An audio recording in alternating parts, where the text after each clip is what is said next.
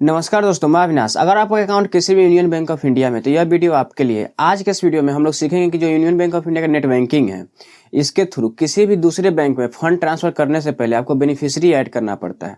तो आज के इस वीडियो में हम लोग सीखेंगे कि बेनिफिशियरी कैसे ऐड किया जाता है। तो चलिए शुरू करते हैं। अगर आप मेरे चैनल पर पहली बार विजिट कर रहे हैं तो मेरे चैनल को सब्सक्राइब कर ले, बेल आइकन को प्रेस कर दे ताकि न्यू वीडियो का नोटिफिकेशन आपको मिल सके। सबसे पहले गूगल को ओपन करेंगे।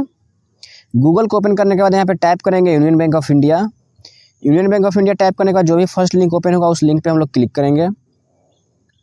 जो फर्स्ट लिंक ओपन हुआ इस पर हम लोग क्लिक करेंगे। इस पर क्लिक करने के बाद आपको जो यूनियन बैंक ऑफ इंडिया का ऑफिशियल वेबसाइट है उस पर आपको यहाँ से रिडायरेक्ट कर दिया जाएगा। तो जो यूनियन बैंक ऑफ इंडिया का वेबसाइट है वहाँ पे आपको रिडायरेक्ट कर दिया गया है। ऑनलाइन बैंकिंग पे हम लोग क्लिक करेंगे। ऑनलाइन बैंकिंग पे क्लिक करने के बाद आपको ऑप्शन दिया जाता है यूनियन बैंक नेट बैंकिंग। तो इस पर क्लिक करेंगे। इस पर क्लिक करने के बाद आपको दो ऑप्शन दिया जाता है, रिटेल यूजर और कॉर्पोरेट यूजर। जिनका सेविंग अकाउंट है वो रिटेल यूजर पे जाएंगे और जिनका करेंट अकाउंट है वो कॉर्पोरेट यूजर पे क्लिक करेंगे। तो मेरा सेविंग अकाउंट है इसलिए हम लोग रिटेल यूजर पे क्लिक करेंगे। जिनका सेविंग अकाउंट है उनके लिए रिटेल यूजर है और जिनका करेंट अकाउंट है उनके लिए कॉर्पोरेट यूजर का ऑप्शन है। मेरा सेविंग अकाउंट है इसलिए हम लोग रिटेल यूजर पर ही क्लिक करेंगे। रिटेल यूजर पर क्लिक करने के बाद आपको यहाँ पे आपको यूजर आई डी मांगा जा रहा है। तो यूजर आई डी अपना डाल दें और यहाँ पे पूछा जाता है व्हाट इज दी रिजल्ट। 10 + 2 तो 12 होता है। 12 डालकर इसे लॉगिन कर दें। लॉगिन करने के बाद इसे सेलेक्ट कर लें। उसका जो भी आपका ट्रांजेक्शन लॉगिन पासवर्ड है लॉगिन पासवर्ड डाल के इसे लॉगिन कर लें।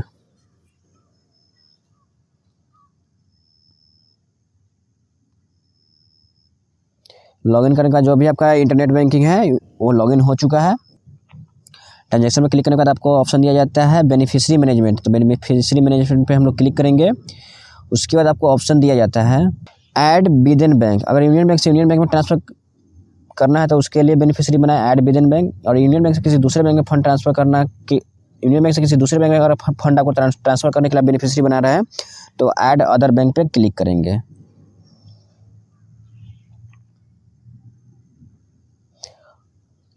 और यहाँ पे अपना नाम डाल दें। जो भी आपके अकाउंट में नेम है, अकाउंट नेम है, वो अकाउंट नेम यहाँ पे डाल दें।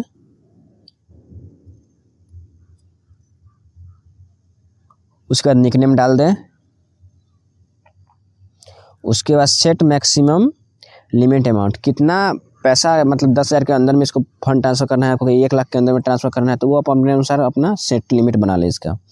उसके बाद अकाउंट नंबर डाल दें जिनके अकाउंट में फंड ट्रांसफ़र करना है। फिर कन्फर्म अकाउंट नंबर डाल दें। उसी अकाउंट नंबर को फिर डाल दें। उसके बाद अकाउंट टाइप डाल दें कि अकाउंट सेविंग है करेंट है या लोन है या क्या है। तो मेरा अकाउंट सेविंग है तो सबसे लास्ट में सेविंग का ऑप्शन आ रहा है तो सेविंग को हम लोग सेलेक्ट कर लेंगे। उसके बाद यहाँ से अदर बैंक ही सेलेक्ट है, अदर बैंक रहेगा क्योंकि हमने तो किया नहीं है विदिन बैंक। और यहाँ पे अपना IFSC कोड डाल सकते हैं। यहाँ लुकअप पे क्लिक करके आप अपना बैंक का नाम डालकर और ब्रांच का नाम डालकर अपना IFSC कोड भी सर्च कर सकते हैं। तो सर्च पे हम लोग क्लिक करेंगे। सर्च पे क्लिक करने के बाद आप अपना यहाँ पे बैंक का नाम डाल दें। पहले यहाँ पे हम लोग सेंट्रल बैंक डाल देते हैं। सेंट्रल बैंक ऑफ इंडिया यहाँ पे डाल देते हैं बैंक का नाम। ब्रांच का नाम जो रहीमापुर है रहीमापुर डाल देते हैं ब्रांच का नाम। उसके बाद सर्च पे क्लिक कर देंगे। फेचिंग हो रहा है। जो एक मेरा बैंक का डिटेल है वो डिटेल यहाँ पे आ चुका है। IFSC कोड भी आ चुका है। तो इसे हम लोग राइट स्वैप करेंगे और सिलेक्ट कर लेंगे। सिलेक्ट करने का जो आपका IFSC कोड और जो बैंक का डिटेल है वो यहाँ पे ऑटोमेटिक फिल हो जाएगा। तो मेरा पेई bank name, branch name, address जो भी हो यहाँ पे फिल हो चुका है। तब हमें कुछ करना नहीं है इसमें। एड्रेस डिटेल यहाँ पे पूछा जा रहा है तो यहाँ पे अदर कर देते हैं हम लोग। कोई ग्रुप नहीं बनाते हैं, डायरेक्ट अदर कर देते हैं। उसके बाद अदर कर देते हैं। एड्रेस डिटेल डाल देते हैं, एड्रेस डाल देते हैं। सारा को फिल करने की जरूरत नहीं है। मोबाइल नंबर, ईमेल आईडी ये सब डालने का भी जरूरत नहीं है। सिर्फ आप एक लाइन जो भी एड्रेस उनका वो एड्रेस लिख दें। उसके बाद ये सब डालने का जरूरत नहीं है। मोबाइल नंबर ये सब अगर आप डाल भी सकते हैं। कंटिन्यू कर देते हैं हम लोग यहाँ पे। यह कन्फर्मेशन है बेनिफिशियरी डिटेल्स है जिसमें आपको कन्फर्मेशन है जिसमें बेनिफिशियरी का डिटेल है, बेनिफिशियरी का नाम है, बेनिफिशियरी का लिमिट है कितना पैसा इसे ट्रांसफ़र कर सकते हैं, बेनिफिशियरी का अकाउंट का डिटेल है, निक नेम है बेनिफिशियरी का, अकाउंट का डिटेल है, अकाउंट टाइप है और कौन सा मोड है, NEFT जैसे जो भी है वो है, और बैंक का डिटेल है यहाँ पे। इसे अच्छी तरह से देख लें। उसका रिमार्क्स डालना तो रिमार्क्स डाल सकते हैं, नहीं तो छोड़ दें इसे। यहाँ पे अपना ट्रांजैक्शन पासवर्ड डाल दें, और जो आपका रजिस्टर्ड नंबर है उस पर एक OTP सेंड किया गया है, तो वो OTP भी यहाँ पे डाल दें। तो हम लोग यहाँ पे पहले ट्रांजैक्शन पासवर्ड डाल देते हैं, और जो OTP है OTP डाल देते हैं।